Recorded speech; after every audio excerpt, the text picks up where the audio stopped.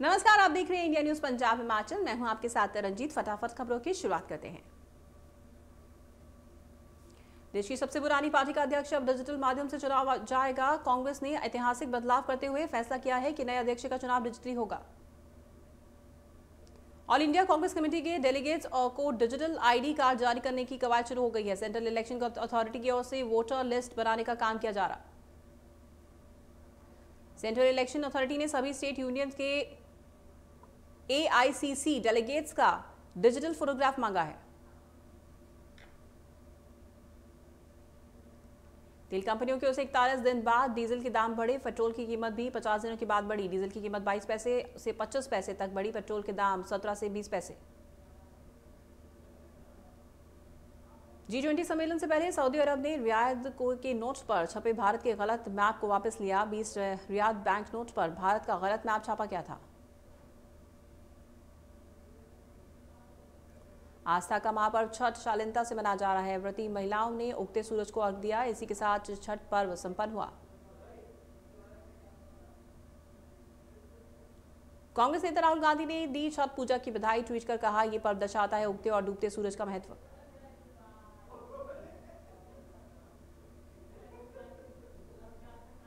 मुख्यमंत्री कैप्टन अमरिंदर सिंह ने मौजूदा रेल के संकट को हल करने के लिए केंद्र सरकार को उदारता दिखाते हुए मालगाड़ियों की सेवाओं की बहाली को यात्री रेलों के यातायात से न जोड़ने की अपील की। मुख्यमंत्री अमरिंदर ने केंद्र सरकार को लंबे समय से चल रहे किसानों के संघर्ष को खत्म करने के लिए एक शांत माहौल बनाने की अपील की। सीएम ने ऐलान किया कि इस संदर्भ में वे जल्द ही चंडीगढ़ में किसान यूनियन के साथ मीटिंग करने के प्रधानमंत्री और केंद्रीय गृह मंत्री को मिलेंगे। सीएम ने कहा कि वे दोनों पक्षों को समस्या का सुखद हल ढूंढने के लिए सक्रिय कदम उठाने की अपील करेंगे। सीएम ने कहा कि लद्दाख और कश्मीर में फौज भी प्रभावित हुई है क्योंकि लंबे समय से रेल सेवा ठप होने के कारण सप्लाई पर गंभीर प्रभाव पड़ा है। राज्य में उद्योग और आर्थिकता को हुए करोड़ों रुपए के नुकसान की बात करते हुए सीएम ने कहा कि ना तो पंजाब और ना ही देश इस स्थिति को ज्यादा समय तक जारी रख सकता है।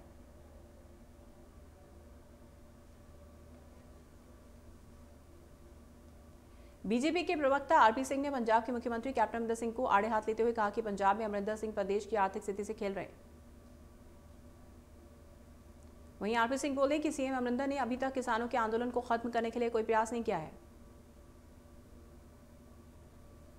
आरपी सिंह ने दिल्ली के मुख्यमंत्री अरविंद केजरीवाल पर निशाना साधते हुए कहा कि कोरोना काल में केजरीवाल सरकार ने दिल्ली में कोई मुकम्मल काम नहीं किया। पंजाब के स्कूल शिक्षा विभाग ने पंजाब प्राप्ति सर्वेक्षण करवाने के बाद इसका मूल्यांकन करके 26 से 28 नवंबर तक सभी स्कूलों में माता पिता अध्यापक मीटिंगें करने के निर्देश दिए। इन मीटिंग्स के दौरान अध्यापकों को बच्चों उनके माता पिता तक पहुंच करने के लिए कहा गया, जिससे विद्यार्थियों की पढ़ाई में और सुधार लाया जा सके।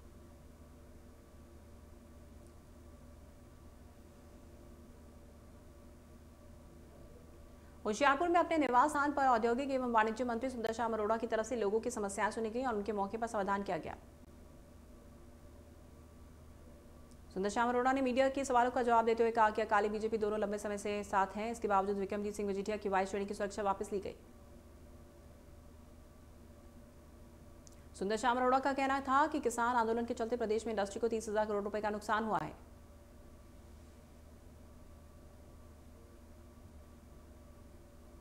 पिछले 1.5 महीने से पंजाब में कृषि कानूनों के खिलाफ चल रहे धरनों को अब देश के अन्य राज्यों के किसान संगठनों ने भी समर्थन देने की घोषणा की।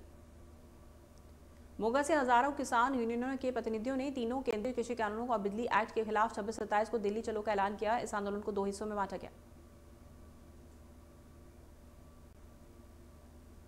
मानसा में कृषि कानूनों के खिलाफ भारतीय किसान यूनियन ने 26-27 नवंबर को दिल्ली कूच करने की तैयारी की। भारतीय किसान यूनियन ने डुकौंदा की तरफ से किसानों को जागरूक करके लामबंद किया जा रहा है और इस कूच में घर के बच्चे भी शामिल हो रहे हैं। मचंदा में किसान जथेबंदियों की तरफ से खाद फैक्ट्री के सामने जाम लगाया गया। दरअसल ये जाम खाद लेने के लिए लगाया गया। इस मामले में जब तहसीलदार और जेएम के साथ मीटिंग की गई तो वे 26 तारीख को खाद देने की बात छोड़कर खाद देने के लिए तैयार हो गए। मीटिंग में खास तौर पर यह फैसला लिया गया कि जो भी किसान अब आए उसे खाद बांटी जाएगी ताकि किसी की भी किसान को समस्या न आए।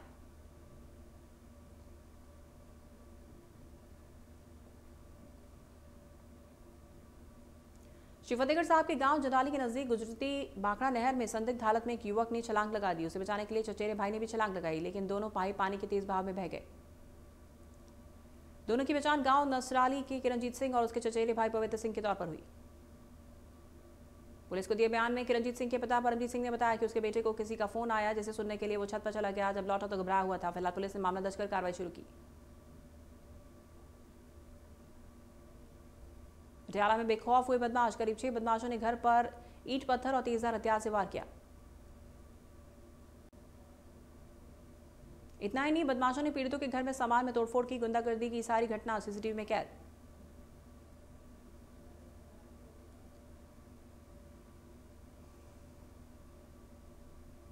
लहरागागा में सुनाम रोड पर घग्गर ब्रांच पर बन रहे 90 लाख की लागत के साथ पुल के पास आरजी पुल गिरा जाने की वजह से आज शहर के नौजवानों का गुस्सा सातवें आसमान पर। इस मामले की वजह से वहां का दौरा करने आए विभाग के एससी और जेई की गाड़ी का घेराव करते हुए आगे बैठकर नारेबाजी की गई। पटियाला केंद्रीय सुधार जेल के अंदर में से पुलिस ने एक कैदी के पास से 22 नशीली गोलियां बरामद की। थाना त्रिपुड़ी पुलिस ने नाकेबंदी के दौरान एक सेंट्रो गाड़ी में से 2 लोगों से 100 नशीले कैप्सूल बरामद किए। पटियाला में लीला भवन चौक के पास ज्वेलर्स की दुकान के बाहर पार्किंग को लेकर झगड़ा हुआ। जानकारी के मुताबिक कार में सवार 4 लोगों ने ज्वेलर्स की दुकान के आगे गाड़ी खड़ी की और सीधे दुकान में घुसने की कोशिश की।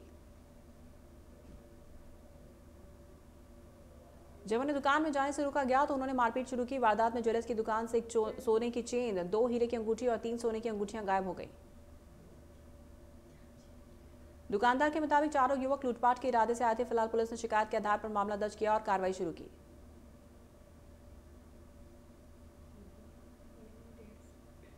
मानसा जिले की अनुसूचित जाति, पिछड़ी जाति और समाज के आर्थिक रूप से कमजोर वर्ग की 2653 लड़कियां शादी के समय पंजाब सरकार से आशीर्वाद स्कीम के तहत मिलने वाले 21,000 रुपए के शगुन का इंतजार करें।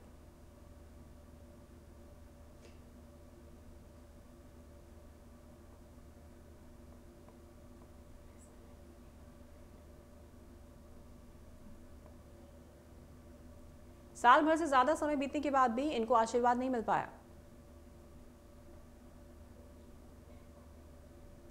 स्कीम की राशि देने वाले भलाई विभाग के अधिकारी कहते हैं कि उच्च अधिकारियों ने जानकारी दी है कि वो सीधे लाभार्थी के बैंक खाते में पैसे डालेंगे। बीजेपी से नाता तोड़ चुके श्रोमणी अकाली दल को झटका देते हुए केंद्र सरकार ने सीनियर अकाली नेता विक्रम सिंह मजीठिया की Z श्रेणी सुरक्षा वापस ली। अकाली नेता डॉक्टर दलजीत सिंह चीमा ने केंद्र सरकार पर हमला बोलते हुए कहा कि ये केवल राजनीति है। राजनीति के चलते ही केंद्र सरकार से सुरक्षा को वापस लिया गया। लुधियाना में यूथ अकाली दल ने लोक इंसाफ पार्टी के प्रधान सिमरजीत सिंह बैंस के खिलाफ विरोध प्रदर्शन किया। सिमरजीत सिंह बैंस पर महिला ने दुष्कर्म करने का आरोप लगाया, जिसके बाद पुलिस ने बैंस को हिरासत में ले लिया। पटियाला की सब्जी मंडी में जहां एक तरफ कोरोना काल में सब्जियों के दाम बढ़े हैं, व्यापार ठप पड़े हुए थे। व्यापारियों का कहना है कि अब सब्जी फ्रूट सामान्य रेट पर पटियाला की सब्जी मंडी में मिल रहे हैं, क्योंकि सब्जियां अभी प्रॉपर आ रही हैं। नई फसल भी आनी शुरू हुई। किसानों की तरफ से भी फसलें बोई जा रही हैं, सब्जियां उगाई जा रही हैं, जिस कारण सभी सब्जियों के रेट में कमी देखने को मिली। कांगड़ा जिले की नगरोटा बगवा विधानसभा क्षेत्र में मुख्यमंत्री जयराम ठाकुर ने जनसभा को संबोधित करते हुए विपक्ष के सुझाव का स्वागत किया। जयराम ठाकुर ने कहा कि अब तक कोरोना का खतरा चला नहीं, इससे हर व्यक्ति मास्क पहने, 2 गज की दूरी का ख्याल रखें। सीएम जयराम ने देहरा के विधायक होशियार सिंह पर निशाना साधा। साथ विपक्ष के मित्र फेसबुक लाइव शैली से में सरकार के खिलाफ भड़ास निकाली।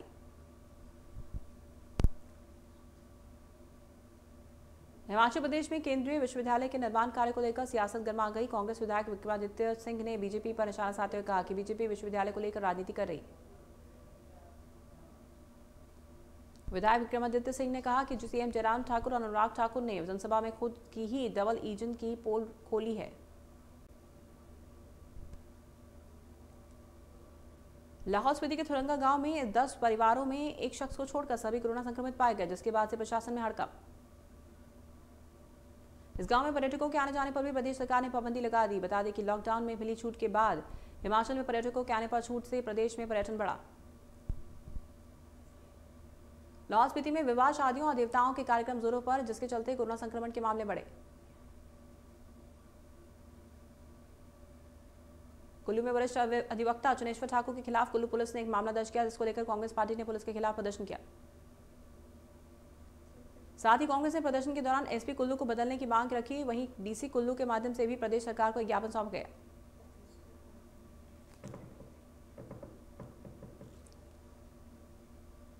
दिल्ली में कोरोना गाइडलाइंस की अनदेखी पर अब 2000 रुपए का जुर्माना भरना होगा। पहले जुर्माने की रकम 500 रुपए थी, लेकिन अब पुलिस 2000 रुपए का जुर्माना लगा रही है। मास्क न लगाना, क्वारंटीन नियमों का उल्लंघन करना, सोशल डिस्टेंसिंग का पालन न करना और सार्वजनिक जगहों पर थूकने पर 2000 रुपए का चालान। दिल्ली में कोरोना के बढ़ते मामलों के बीच मुख्यमंत्री अरविंद केजरीवाल ने दिल्ली के मार्केट एसोसिएशन के प्रतिनिधि से वीडियो कॉन्फ्रेंसिंग के जरिए बात की। साफ किया कि दिल्ली सरकार किसी भी मार्केट को बंद नहीं करना चाहती। केजरीवाल ने मार्केट एसोसिएशन से अपील की कि वो ये सुनिश्चित करे कि मार्केट में कोई भी बिना मास्क के मिले तो उसे खुद मुफ्त में मास्क उपलब्ध कराए। अरविंद केजरीवाल ने सभी राजनीतिक दलों से अपील की कि वो अपने वॉलंटियर्स को बिना मास्क के बाहर निकलने वाले लोगों को मास्क बांटने के लिए सड़क पर उतारें। पीएम मोदी ने गांधीनगर के पीड़ित दीनदयाल पेट्रोलियम यूनिवर्सिटी के 8वें दीक्षांत समारोह को संबोधित किया। वीडियो कॉन्फ्रेंसिंग के जरिए संबोधित करते हुए पीएम मोदी ने कहा कि संस्थान से पास होने वाले छात्र देश की नई ताकत होंगे। पीएम मोदी ने कहा कि एक समय था जब लोग सवाल उठाते थे कि इस तरह की यूनिवर्सिटी कितना आगे बढ़ पाएगी, लेकिन यहाँ के छात्रों, प्रोफेसर्स और यहाँ से निकले प्रोफेशनल्स ने इसे सारे सवालों के जवाब दिए। पीएम मोदी ने कहा कि आप ऐसे समय में इंडस्ट्री में कदम रख रहे हैं जब महामारी के चलते पूरी दुनिया के ऊर्जा क्षेत्र में भी बड़े बदलाव हो रहे हैं। पीएम ने कहा कि आज देश अपने कार्बन फुटप्रिंट को 30 से 35% तक कम करने का लक्ष्य लेकर आगे बढ़े हैं। प्रयास है कि इस दशक में अपनी ऊर्जा जरूरतों में नेचुरल गैस की हिस्सेदारी को कम 4 गुना तक बनाएंगे। 15वें G20 शिखर सम्मेलन की शुरुआत आज से होगी। प्रधानमंत्री मोदी शिखर सम्मेलन में शिरकत करेंगे। इसकी अध्यक्षता सऊदी अरब से के किंग सलमान करेंगे।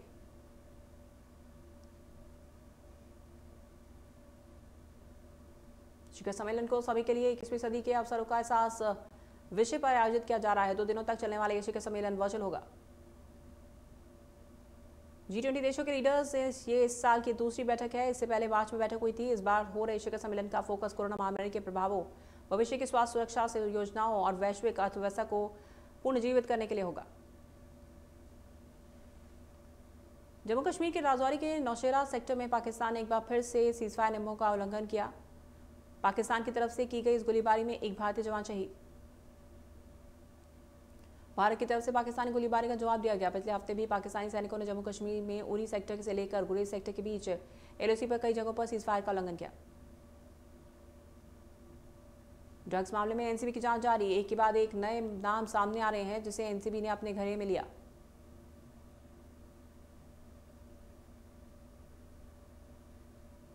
पूरी दुनिया में कोरोना के आंकड़े हुए 5 करोड़ के पार। अब तक 13 लाख से ज्यादा मरीजों की जान गई। पूरी दुनिया में अब तक 1 करोड़ से ज्यादा एक्टिव केस। अमेरिका में कोरोना ने मचाई तबाही। कुल मरीजों की संख्या 1 करोड़ के पार। अब तक 63 लाख से ज्यादा मरीज ठीक।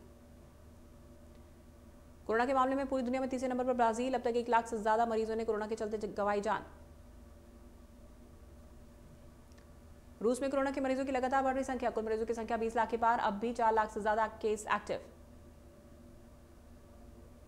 देश में 24 घंटे में 40,000 से ज्यादा केस। 563 मरीजों की मौत हुई। 90 लाख से ज्यादा टोटल केस हुए। पंजाब में तेजी से बढ़ रहा कोरोना। 24 घंटे में 818 मामले। संक्रमितों की संख्या 1,44,000 के पार। 1,33,000 से ज्यादा रिकवर। पंजाब के लुधियाना में सबसे ज्यादा कोरोना के 21,000 मामले सामने आए। 785 से ज्यादा केस एक्टिव। हिमाचल प्रदेश में 24 घंटे में 588 मामले। संक्रमितों की संख्या 32,000 के पार। 25,000 से ज्यादा रिकवर। हिमाचल में कांगड़ा में सबसे ज्यादा 1,182 कोरोना के केस सामने आए। दिल्ली पर कोरोना का शिकंजा। 24 घंटे में 6,000 से ज्यादा मामले। 118 की मौत। 40,000 से ज्यादा एक्टिव केस। महाराष्ट्र में कोरोना से एक दिन में 155 की मौत। कुल मौत का आंकड़ा 46,000 के पार। तमिलनाडु में कोरोना से हाहाकार। एक दिन में 1,000 से ज्यादा मामले। 13,000 से ज्यादा एक्टिव केस। उत्तर प्रदेश में कोरोना से लोगों का बुरा हाल। एक दिन में मिले 2,000 से ज्यादा मामले। राजस्थान में कोरोना के 20,000 से ज्यादा केस। एक दिन में 2,000 से ज्यादा मामले सामने आए। मरीजों का आंकड़ा 2 लाख के पार। आंध्र प्रदेश में एक दिन में कोरोना के 1,000 से ज्यादा मामले। मरीजों का आंकड़ा 8 लाख के पार।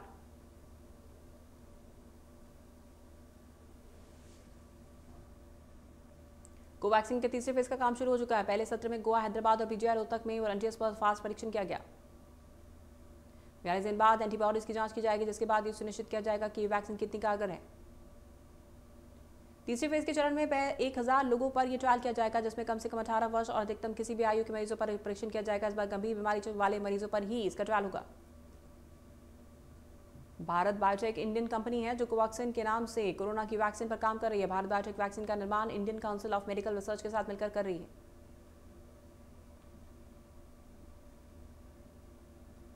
हरियाणा के स्वास्थ्य मंत्री अनिल विज को अंबाला कैंट स्थित नागरिक अस्पताल में वैक्सीन की पहली खुराक दी गई। वैक्सीन देने से पहले टीम ने एंटीबॉडी और आरटीपीसीआर जांच के लिए उनके सैंपल जुटाए।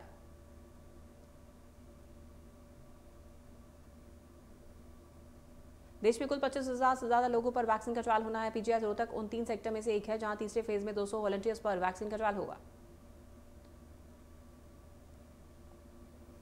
नोएडा बॉर्डर की तर्ज पर दिल्ली फरीदाबाद बॉर्डर पर भी रैंडम कोरोना टेस्टिंग। इससे पहले हरियाणा के डीजी हेल्थ ने फरीदाबाद का दौरा किया और बॉर्डर पर रैंडम टेस्टिंग कराने का आदेश दिया। गुरुग्राम में भी कोरोना के बढ़ते मामलों को देखते हुए रैंडम टेस्ट शुरू किए गए।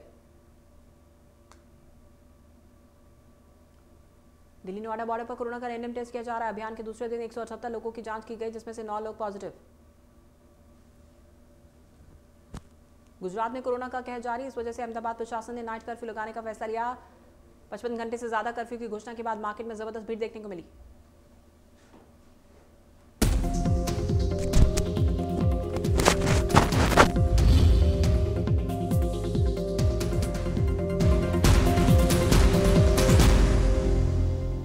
बड़ी बीमारी मतलब हॉस्पिटल, हॉस्पिटल मतलब लाखों का बिल।